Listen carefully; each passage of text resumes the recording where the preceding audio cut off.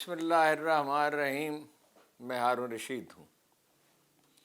ابھی ایک قابل اعتماد ذریعے نے اطلاع دی ہے کہ عمران خان کو نیب میں پیش کیا جائے گا، اس لیے کہ کسی بھی موجودہ جو مقدمے میں انہیں سزا دی گئی ہے، انورٹڈ کامات میں جس جرم میں انہیں سزا دی گئی ہے، تو اس میں تو ان کی ضمانت ہو سکتی ہے، لہذا ضروری ہے کہ انہیں جیل میں رکھنے کا بندوبست کیا جائے، تو اس کے لیے نیب میں پیش کیا جائے گا۔ نیب میں قوانین میں تبدیلی کی گئی تھی، 30 دن تک اس میں ضمانت نہیں ہو سکتی، اور اس میں ہو جائے گی تو 180 مقدمے اور ہیں، ظاہر ہے 178 مقدمے اور ہیں، اس میں تو کسی بھی کیس میں انہیں گرفتار کیا جا سکتا ہے۔ تو پالیسی وہی ہے، جیسے بہت سے اور لوگوں کے ساتھ ہو رہا ہے کہ عدالتیں ان کی ضمانت لیتی ہیں اور اگلے دن وہ دوبارہ گرفتار کر لیے جاتے ہیں، اگلے دن کیا اسی وقت گرفتار کر لیے جاتے ہیں۔ یہ ایک بڑی تباہ کن پالیسی ہے، اس کے اثرات متھرا میں اور حویلیوں میں جو بلدیاتی الیکشن ہوئے ہیں اس میں ظاہر ہو گئے ہیں، اور ابھی تو ایک خوف اور دہشت کی فضا قائم ہے، لیکن ہمیشہ تو قائم نہیں رہتی۔ کوفہ میں نہیں رہی تھی، یہ تو پاکستان ہے۔ کوفہ میں لوگ باہر نکلے تھے اور 4-5 ہزار آدمیوں نے اپنی شہادتیں پیش کی تھی۔ خوف تو ایک وقت تک رہتا ہے، اس کے بعد ختم ہو جاتا ہے۔ خوف تو ایک ایسا ہتھیار ہے جو بہت سوچ سمجھ کے استعمال کرنا چاہیے۔ ایک پارٹی جو 60-70% ووٹروں کی نمائندگی کرتی ہے، آپ اسے تحلیل کیسے کر سکتے ہیں؟ آپ اسے فنا کیسے کر سکتے ہیں؟ یہ ایک ناممکن ٹاسک ہے۔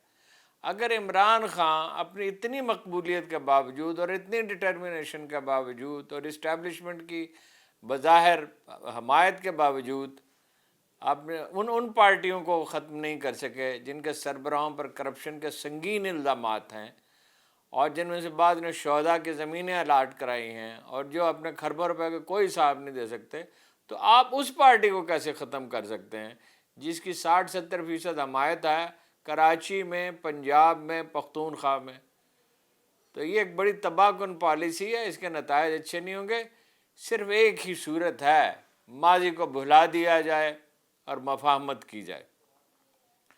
اگر یہ مسلسل 14 مہینے کی کردار کشی اور خاص طور پہ 9 مئی کے بعد اپنے کارکنوں کی گرفتاریوں، ہزاروں کارکنوں کی گرفتاریوں کے باوجود نہیں اپنا حمایت کم نہیں ہو سکی، بلکہ بڑی ہے، ہمدردی کی ایک لہر اٹھے گی۔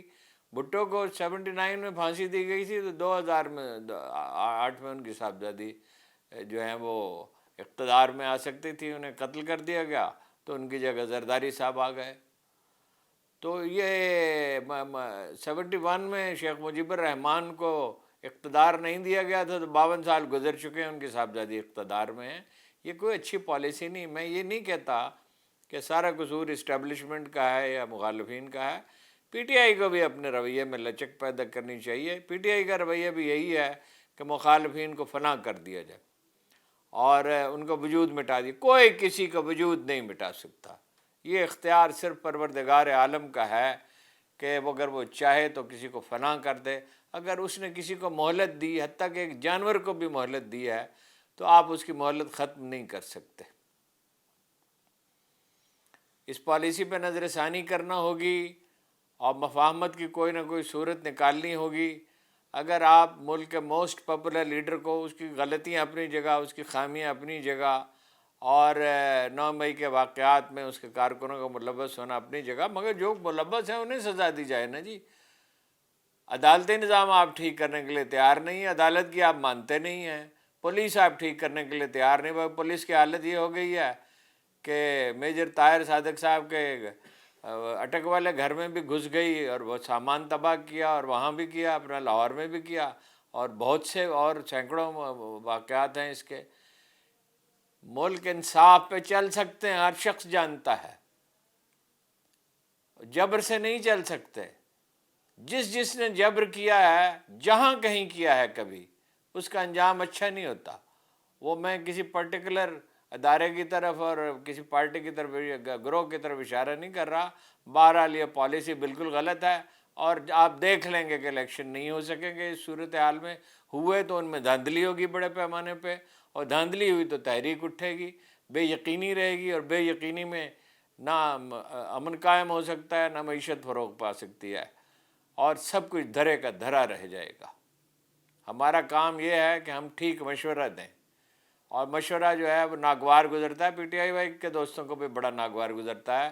وہ کہتے ہیں جی آپ ہمیں نرمی اختیار کرنے کا کہتے ہیں، حالانکہ ساری خرابی فوج میں ہے. اور بھائی ساری خرابی ہمیں بتایا گیا تھا ایوب خان میں ہے، پھر بتایا گیا یحییٰ خان میں ہے. یحییٰ خان تو خیر ایک عجیب و غریب مخلوق تھے.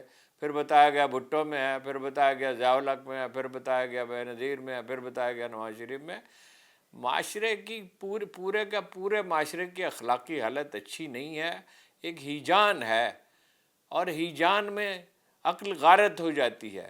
اور جب آپ صحیح فیصلہ ہی نہیں کر سکتے، ایموشنل جذباتی توازن ہی نہیں ہے، تو نتائج کیا نکلیں گے؟ ظاہر ہے نتائج تباہ کو نکلیں گے. ابھی اتنا ہی، ابھی کچھ دیر کے بعد ایک اور گفتگو.